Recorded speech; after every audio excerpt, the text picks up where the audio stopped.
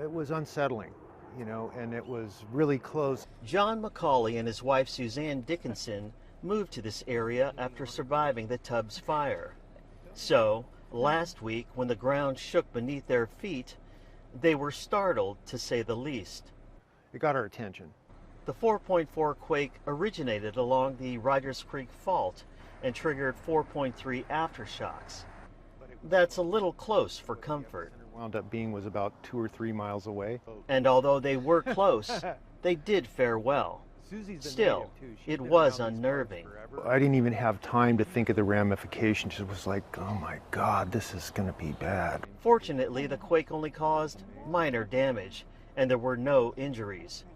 After the shaking, however, John and Suzanne noticed something odd about the Mark West Creek that runs behind their house. Interesting. This is where I came a couple hours after the quake to see how much the creek had risen, which it had significantly risen. Strange, because before the quake, that was bone dry. The creek before the earthquake looked like a pond. He struggled to understand what was happening.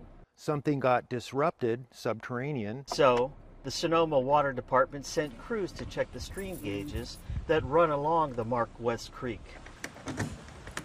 It turns out he was right.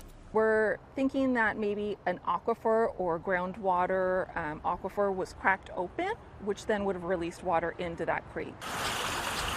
That's good news in a drought, right? Not really.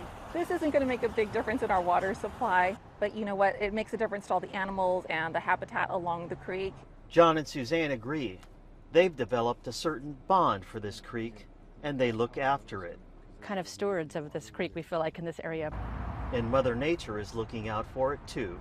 You can't control Mother Nature, and we definitely need more water right now. And it's almost like she was taking care of this area for us. Mother Nature provides. In Santa Rosa, Rick Villaroman, KPIX 5.